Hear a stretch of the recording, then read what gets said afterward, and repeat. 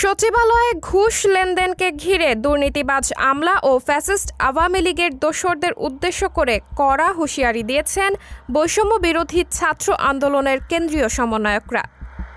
বৃহস্পতিবার বিকেলে রাজধানীর উত্তরায় গণ অভ্যুত্থানের প্রেরণায় শহীদ পরিবারের সাথে সাক্ষাৎ এবং দুর্নীতি, চাঁদাবাজি, সন্ত্রাসের বিরুদ্ধে ছাত্র নাগরিক মতবিনিময় শীর্ষক এক সভায় সমন্বয়করা এই হুঁশিয়ারি দিয়েছেন। বক্তব্যে বৈষম্য বিরোধী ছাত্র আন্দোলনের কেন্দ্রীয় সমন্বয়ক হাসনাত আব্দুল্লাহ বলেন, আপনারা সচিবালয়ে বসে ৫ কোটি না ১০ কোটি ভাগ করবেন আর আমরা বাজারে গিয়ে লিস্টের জিনিস কিনতে পারবো না, এটা আর হবে না।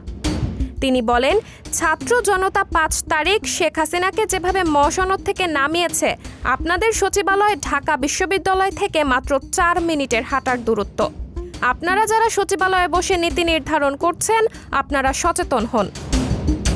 ফ্যাসিস্ট হাসিনার দোসররা পাল্টা আক্রমণের সুযোগ খুঁজছে উল্লেখ করে সমন্বয়ক সার্জিস আলম বলেন, ফ্যাসিস্টের দালালরা এখনও বিভিন্ন জায়গায় বিভিন্ন নাম ব্যবহার করে আমাদের ওপর পাল্টা আক্রমণের চেষ্টা করছে। তিনি বলেন, ওই ফ্যাসিস্টরা যদি আবারও কোনোভাবে এদেশে ফিরে আসে তাহলে এদেশকে একটি বন্দিশালায় পরিণত করবে। আমরা আর কোনো বন্দিশালায় থাকতে চাই না। সার্জিস আলম বলেন, ওবায়দুল কাদের, শেখ হাসিনা সহ ফ্যাসিস্টের দালালরা যদি দিল্লি, কলকাতা, ভারতের উদ্যানে ঘুরে বেড়ায়, আমরা ধরে নেব এই কাজের মাধ্যমে আমাদের পররাষ্ট্রনীতি নির্ধারিত হবে। বিগত ১৬ বছরে আলেম ওলামাদেরকে রাজনৈতিকভাবে নির্যাতন করা হয়েছে উল্লেখ করে সার্জিস আরও বলেন, আমরা দেখেছি আমার কোনো একজন ভাইকে যদি দাড়ি দেখেছে, কপালে সিজদার দাগ পড়েছে, পাঞ্জাবি পায়জামা পড়েছে কিংবা পলিটিক্যালি তাকে হুমকি মনে হয়েছে, তাহলে তাকেই ফ্যাসিস্ট আওয়ামী লীগ সরকার ট্যাগ দিয়েছে। এসব প্রতিটি অন্যায়ের বিচার বাংলাদেশের মাটিতে অবশ্যই নিশ্চিত করতে হবে।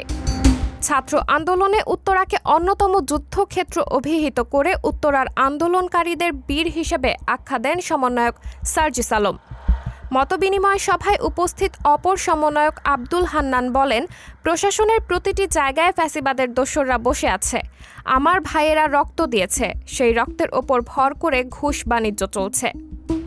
তিনি বলেন, আমার ভাইয়েরা রক্ত দিয়েছে একটি বৈষম্যহীন রাষ্ট্রের জন্য, সেখানে এখনও দেখা যাচ্ছে বৈষম্য চলমান। হান্নান বলেন, চাকরিতে বৈষম্য চলমান। এখনও আমাদের ভাইয়েরা চাকরির জন্য হন্যে হয়ে ঘুরছে। এখনও আমাদের ভাইদের নিয়োগ দেওয়া হচ্ছে না, অথচ সচিবালয়ের ডিসি নিয়োগ নিয়ে অভিযোগ আসছে। তিনি আরও বলেন, জায়গায় জায়গায় চাঁদাবাজি, দখলদারি হচ্ছে। বৈষম্যহীন রাষ্ট্র প্রতিষ্ঠায় আমরা নিজেদের জীবন বাজি রেখে লড়াই করেছি, গুলি খেয়েছি। কোনো চাঁদাবাজি, দখলদারিত্বের জন্য আমরা লড়াই করিনি। বক্তব্যে জাহাঙ্গীরনগর বিশ্ববিদ্যালয়ের সমন্বয়ক তৌহিদ সিয়াম বলেন, রাষ্ট্র পুনর্গঠনে আমাদের ঐক্য বিপরীতে কিছু কিছু মহল পায়তারা চালাচ্ছে।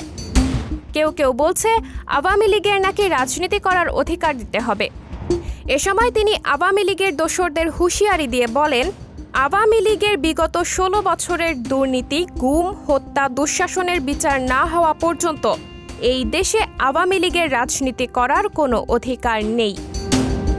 সাবরিনা জলিল, সবার কথা।